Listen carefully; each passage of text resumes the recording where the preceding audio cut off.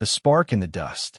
The colony of Graylite, designated H-42, clung to the edge of Imperial claimed space like dust to a dying star. Earth had built it, brick by brick, in partnership with the Galactic Empire, at least on paper. In truth, Graylite was a human project. Terraformed soil, Earth-made atmospherics, and a mining operation extracting rare elements the Empire wanted but didn't want to dig for themselves. Tensions always simmered. Disputes over airspace, mineral rights, and cultural violations flared regularly, especially from the Imperial side. But the day everything changed started quietly. Alia Tran was 7 years old. She was small, barefoot, and laughing. Her raven black hair whipped behind her as she ran across the colony's central square, chasing a drone ball her father had rebuilt from scrap. Her mother, an agricultural engineer, was negotiating crop quotas with a Thalxer merchant nearby. Her father was late returning from the dig site. No one noticed the security drones tracking her. Not until it was too late. Alia's drone ball bounced across an invisible boundary. An arbitrary division line the Empire had declared off-limits the week before. No signs, no fences, just air and authority. She chased it across, unaware. That's when Ambassador Varek arrived. The Thalxer noble descended from his hover palace with a small entourage of honor guards clad in gold and red. Varek had been dispatched to Graylite to maintain compliance. When he saw the child on their side of the plaza, he stopped. His eyes, black pools of genetic arrogance, narrowed. He raised one hand. A shimmering crackle echoed across the plaza. In a single, blistering flash, Alia Tran ceased to exist. A beam from Varek's gauntlet disintegrated her instantly. No warning, no hesitation. There was no scream, no time.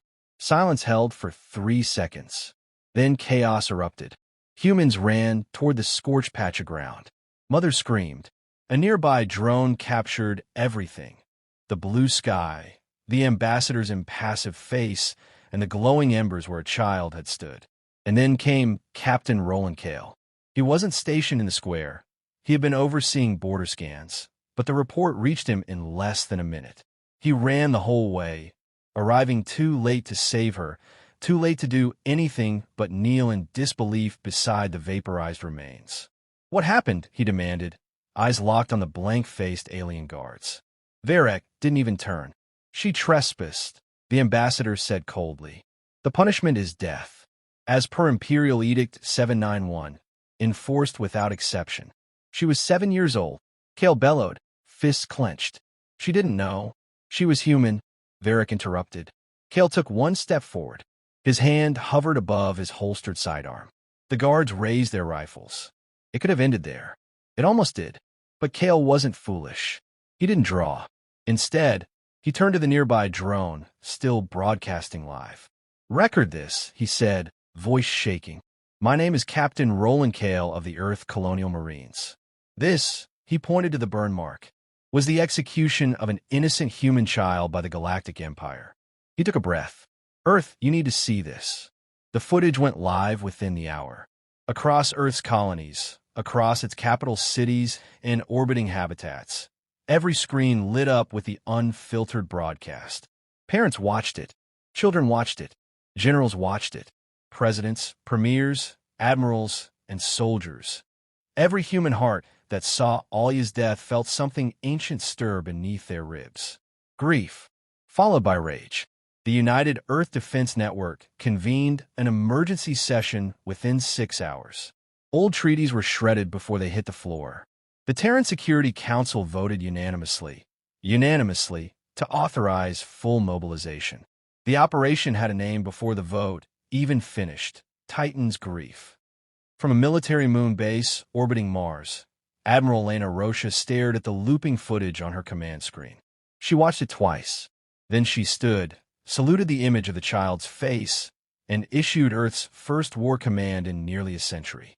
All fleets, prepare for zero-barrier engagement. Priority target, Galactic Empire assets. No diplomacy. No delay. Begin Phase 1 of Operation Titan's Grief. Somewhere deep in the black, Earth's war engines roared to life. Factory stations in the belt shifted to full production. AI warcore clusters activated from cold storage. Sleepers in the Blackguard were awakened. Human warships, once kept idle by peace accords, were pulled from orbital dry docks and sent toward their launch vectors. The Terran Army's orbital recruitment queue swelled by 10 million volunteers in 48 hours. But for Captain Roland Kale, who remained behind on Greylite, all of that felt distant. He stood in the square the next day, the burn mark now marked by a small pile of flowers and homemade trinkets from human children across the colony. He placed a small plaque there. It read, Alia Tran, human, daughter, dreamer, executed by fear, remembered in fire. As Kale rose, his eyes turned toward the stars. The Empire didn't know it yet, but humanity was coming, and nothing would survive their wrath. The first hammer falls. The war began without warning. No declarations, no drawn-out negotiations, no mercy. On the 7th day after Alia Tran's execution, Earth launched Operation Titan's Grief. The Empire had expected a response, maybe a diplomatic complaint, maybe trade sanctions. They'd seen humans protest before, but they'd never seen them unleashed. The target was Phasix, an Imperial border world that served as a fleet staging ground and population hub, home to 3 billion Empire citizens and one of the largest defense arrays in the quadrant. The Empire called it the gate to the core. Earth called it Ground Zero. Admiral Lena Rocha stood on the command deck of the TNS Vengeance, a sleek, obsidian-black dreadnought built in orbit around Titan. Her face was calm, her dark eyes locked on the holographic display of Phasix and its defensive grid. The countdown ticked down, 00:00:03, 00:00:02. 1 second. Execute, she said. The human fleet exited fold space in perfect formation, 12 dreadnoughts, 36 cruisers, hundreds of support ships, and drone carriers. No atmospheric entry warnings, no pre-jump pings. The Empire's long-range sensors didn't even register them until it was already too late. Phasix's orbital defense platforms opened fire automatically, but they were blind. Earth's ships were cloaked under next-gen electromagnetic ghosting, impossible to track with Imperial tech. Within minutes, human warships unleashed precision strikes on every major military hub: comms arrays, defense satellites, space elevators, fuel depots. The sky above Phasix became a storm of flame and light. High Marshal Zorton Kell, the Empire's overseer of border security, awoke to the sound of sirens and the smell of burning air. His palace, high atop the spire city of Zalvin Reach, shook with impact tremors. He staggered into his command chamber, barely clothed, and screamed into his comms. "Where's the defense fleet?" "Destroyed in orbit, Marshal," a panicked aide replied. "The humans bypassed our outer satellites." "Impossible. They can't field stealth tech on that scale." "Sir, the feed from orbital platform Alpha just disappeared. Then launch the suborbital carriers. Get civilians too." The room exploded before he finished his sentence. A kinetic rod, tungsten alloy, launched from orbit at hypersonic velocity, punched through the tower like a spear from heaven. No energy discharge. No warning. Pure gravity. The High Marshal died without ever seeing a human face. Back in orbit, Admiral Rocha watched the readouts in silence. No smiles. No cheers. This wasn't victory, it was punishment. She opened a comms channel. Not encrypted. Not shielded. Public. Across the galaxy, anyone with a screen could hear her. "I am Admiral Lena Rocha of Earth's Second Fleet," she said evenly, standing tall in full black uniform. 7 days ago, a child named Alia Tran was executed by the Galactic Empire for walking across a line. She paused. She was unarmed, laughing, barefoot. "Your empire called her death discipline. Earth calls it murder." She gestured behind her, where Phasix now burned. "This is not diplomacy. This is not a request. This is justice. We will burn every outpost, silence every voice that cheered her death, and leave behind only silence. We do not seek conquest. We seek retribution. Leave us be. or be left in ruins. Then she cut the transmission. On the surface, in a shattered bunker beneath the remains of Zalvin Reach, a group of surviving Imperial officers huddled in stunned silence. Their command infrastructure had been wiped out in 10 minutes. Their emergency comms jammed. Their reinforcements destroyed before they could respond. No alien species had ever fought like this. Not the Broctier, not the Thalxer, not even the Akrathi swarm. Humanity didn't strike back with hesitation. They didn't posture. They obliterated. One officer, young, trembling, whispered, "Are they going to stop?" His superior, an old general with half his left arm missing, stared up at the burning sky. "No," he said. "This isn't war. This is wrath." Back on Greylight, Captain Roland Kale watched the footage unfold on a holoscreen mounted to the colony's central tower. The square where Alia had died was now covered in flowers, shields, and data slates etched with her name in dozens of languages. He didn't smile as Phasix burned, but he nodded. This wasn't about tactics anymore. It was personal. In the Imperial core, panic spread. Entire races aligned with the Empire began questioning their loyalty. Some withdrew their ships. Others sent quiet messages to Earth, pleading for neutrality. Trade convoys vanished. Border systems revolted. The Empire wasn't just losing ground. It was losing fear. Because for the first time in galactic memory, someone had stood up to the Empire and punched through its teeth. Fear among stars. The Empire was not used to silence. Its broadcasts once echoed across galaxies, diplomatic declarations, cultural parades, threats masked as policy. But in the wake of Phasix's annihilation, the channels fell quiet. Even Velcaris, the throne world, usually buzzing with imperial pride, had turned somber. Statues of emperors loomed over silent plazas. Noble ships hovered still above empty ports. The Galactic Senate was convened in emergency session, the first in 1,000 years to include no festivities, no banners, no triumph. Inside the chamber of marble and void glass, Emperor Jronvil sat on the throne of stars, cold-eyed and still. His tentacled fingers clutched the ceremonial scepter, but there was no illusion of control. His empire had suffered a wound it didn't understand. A single human child had died, and now worlds were burning. Earth's representative, Senator Myra Chun, stood alone before the Imperial court. She wore black, not for mourning, but as a symbol of unity. The senators watched her uneasily, most expecting a speech of vengeance. What they got was silence. Myra tapped her wrist pad and activated the central projector. A hologram filled the hall. Alia Tran, captured by drone footage, laughing as she chased her ball. Her bare feet slapped against stone. Her arms stretched. She turned and waved toward the camera. Then the frame changed. The particle beam, the flash, the silence, and finally the burn mark. Some senators turned away. Others whispered. A few even rose in protest. Myra Chun didn't speak until the image faded.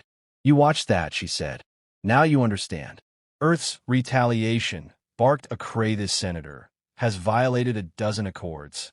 You executed a child," she snapped, voice like steel.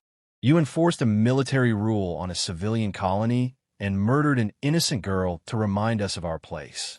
She let the words hang. "Earth has no more patience.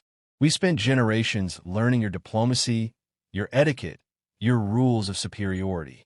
And yet here we are, our children dying in your streets while you quote legislation." The Emperor leaned forward. "What is it you want?" Myra looked up at him. "We don't want. We warn. Stand down. Disarm your fleets from human borders. Punish those responsible, or we will burn your stars next." Back on Earth's military AI enclave orbiting Jupiter, Dr. Felix Oren initiated Project Phantom Rain.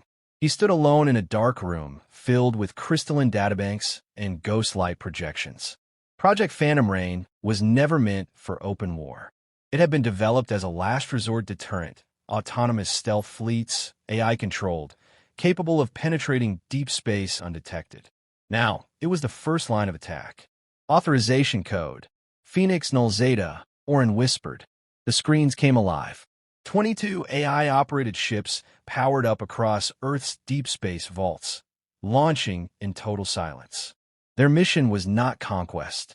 It was disabling, to sever the Empire's ability to strike back. Each Phantom Range ship targeted critical infrastructure, relay satellites, warp corridors, deep space beacons, energy harvesters. Earth didn't just want to cripple the Empire. It wanted the galaxy to watch it happen. At the edge of the Syndral Expanse, the Phantom Rain made contact with its first target, a galactic relay hub orbiting the twin moons of Tyseth Prime. The Empire had grown arrogant. Its defenses were built for brute force, not subtlety. The AI ship never fired a shot. Instead, it dropped a virus into the relay's quantum matrix. In seconds, all communication through the quadrant collapsed. Military units blinked out of sync. Civilian logistics failed. Supply lines crumbled. The second Phantom vessel did the same to a shipyard near Voraz 5, causing the facility to implode after a gravity core sabotage. No lights, no warnings, just one system after another, falling into darkness. Across the stars, fear bloomed.